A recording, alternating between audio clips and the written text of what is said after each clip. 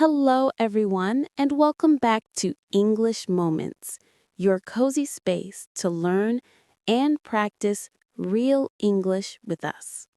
Hi, everyone. It's so nice to have you here again. How are you today? I'm doing great. Thank you, Sophie. I had a quiet morning, a cup of coffee, and now I'm excited for this episode. How about you? I'm good too, Daniel. It's been a busy week, but I always feel happy when we record our podcast. It's like taking a deep breath together with our listeners. Exactly. And before we jump in, we want to remind you, if you enjoy our podcast, don't forget to like, subscribe, and share it with your friends who also want to learn English. Yes, that really helps us and helps others discover these lessons. Now, today's topic is very special. Learn English with the Bible. Jesus teaches about forgiveness. Forgiveness. What a powerful word. It's something we all experience in life, right? Sometimes we hurt others. Sometimes others hurt us. But learning to forgive can bring peace, both in our hearts and in our relationships. That's true. And today we'll use this theme to learn new English expressions, phrases, and examples you can use when you talk about forgiveness in daily life. Exactly. We'll also listen to how Jesus talked about forgiveness. Simple but very deep lessons. And then we'll connect that to everyday English practice. Let's start with something simple. Do you remember what Jesus said in the Bible about forgiveness? Yes, one famous example is forgive not 7 times, but 70 times 7. That means forgive again and again. Don't keep count. Wow, yes, it's such a beautiful lesson. And in English, when we talk about forgiveness, we often use phrases like, I'm sorry, I forgive you. It's okay, don't worry about it. Let's move on. Exactly. Let's repeat them slowly so our listeners can practice. I'm sorry. I forgive you. It's okay. Don't worry about it. Let's move on. These are very common in real life. For example, if a friend forgets your birthday, or if your coworker makes a small mistake. Oh, yes. I know that feeling. You can say, it's okay. I forgive you. It sounds kind and mature. Right, and sometimes forgiveness is not easy.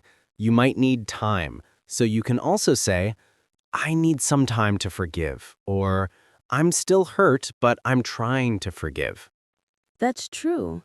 Forgiveness doesn't always happen fast, but learning the language of forgiveness helps us express our emotions better in English and in life. I really like that. So let's look at a short example from daily life. Imagine this. Your friend breaks your favorite mug by accident. Oh no, that's a sad one. The friend says, I'm so sorry, I didn't mean to. And you can say, it's okay. Accidents happen. Perfect. Accidents happen. That's a great sentence to show kindness and understanding. Exactly. So in this first part, we're learning that forgiveness is not just about religion, it's about communication, relationships, and peace. Yes, and in English, it helps you sound gentle and emotionally intelligent. Coming up next, we'll talk about negative examples, moments when people don't forgive easily, and how to express that in English naturally. That's right.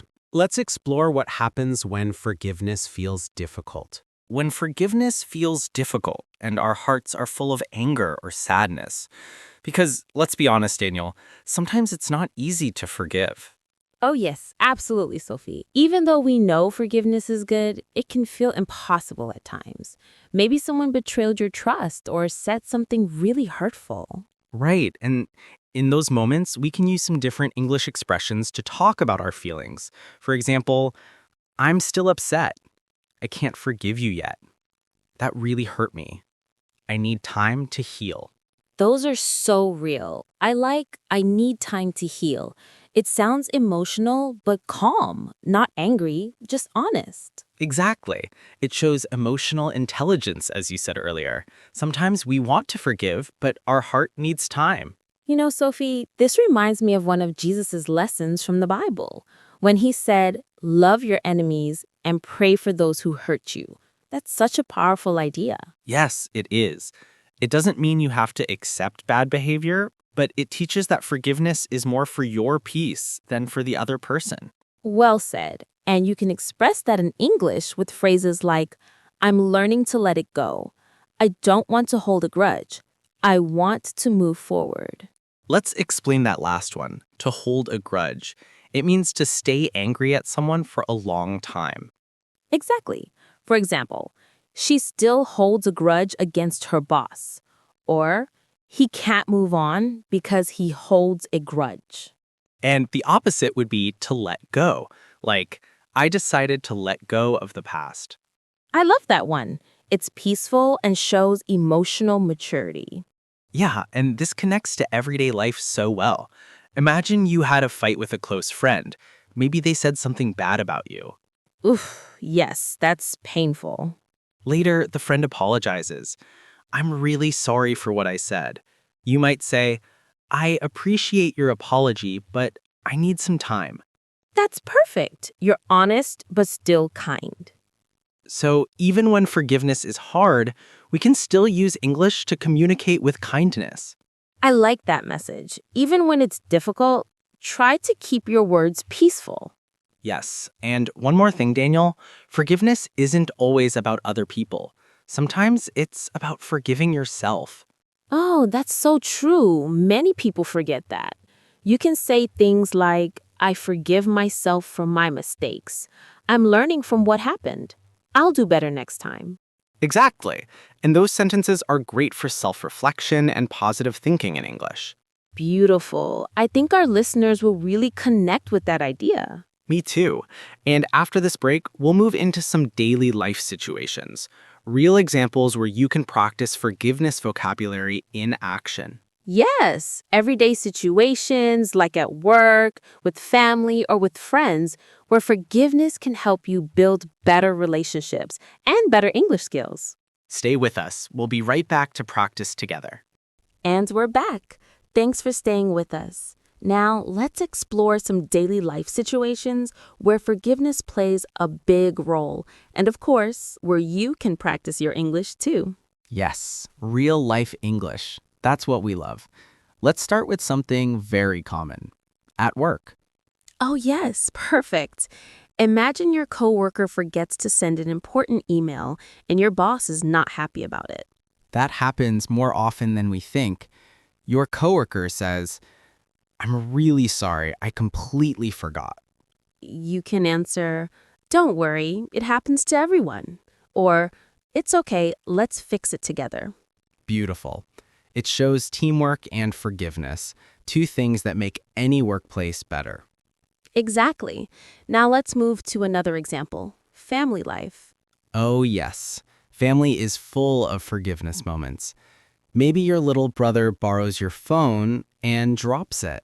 Oh no, that hurts.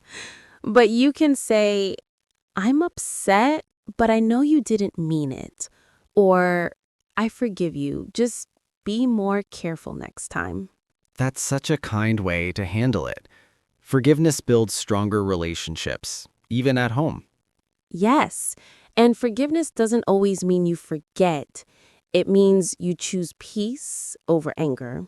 Exactly. Now, let's talk about friends. Maybe you plan to go out and your friend cancels at the last minute. Oh, yes, that's annoying. But you could say, it's okay, maybe next time. Or, no problem, I understand. These small sentences make a big difference. They show maturity, patience, and good communication. True. And in friendships, forgiveness keeps the connection alive. Let's add one more example. Travel situations. Imagine someone steps on your foot in a crowded bus. That's so real. The person says, I'm so sorry. And you reply, it's okay, no problem. That's polite and friendly, great for travelers learning English. Yes, forgiveness can make your trips happier and smoother, especially when you meet people from different cultures. I like that. So, forgiveness at work, at home, with friends, or even with strangers, it's a universal skill, both in life and in language. Absolutely. And you know what's interesting, Sophie? When we use forgiving words, people respond with kindness too. It's like a chain reaction. Yes, a smile, a kind word, they travel far. That's why Jesus' message of forgiveness still feels so modern. Beautifully said. And it's also great English practice. Totally. Coming up next, we'll review the new vocabulary and phrases from today's episode and share a few motivational thoughts before we close. So stay tuned because we'll help you remember everything you've learned today and inspire you to keep practicing forgiveness in your English and in your life. Because now it's time to review everything we've learned today and give you some motivation to keep going on your English journey. Yes, let's take a moment to look back at today's main words and phrases. We talked about how to express forgiveness in many situations at work, with friends, and even when you forgive yourself. Exactly. Let's repeat some of the most useful expressions together, slowly, so our listeners can practice with us. Ready? Ready. Here we go. I'm sorry. I forgive you. It's okay. Don't worry about it. Let's move on. I need some time to forgive. I'm learning to let it go. I don't want to hold a grudge. I forgive myself for my mistakes. Nice. These are short, powerful sentences you can use in everyday English conversations. And remember, listeners, try saying them out loud. Speaking helps your memory and pronunciation. Yes, practice out loud, maybe in front of a mirror or with a friend. You can even record yourself to check how you sound. That's a great idea. And beyond learning English, I think this episode also reminds us to take care of our hearts. I agree, Danielle. Forgiveness isn't just about language, it's about peace. As Jesus taught, forgiving others helps you live lighter, freer, and happier. Exactly. And when you practice these expressions, you're not only learning English words, you're learning emotional strength and kindness. Beautifully said.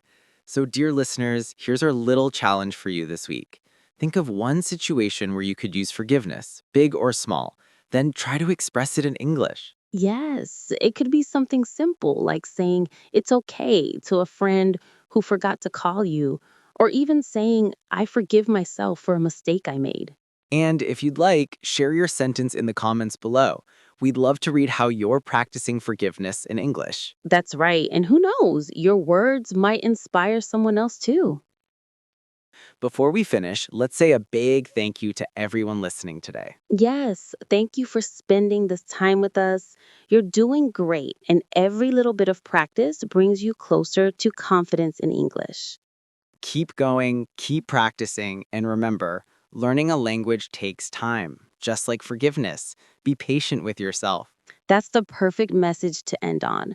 We're proud of you all.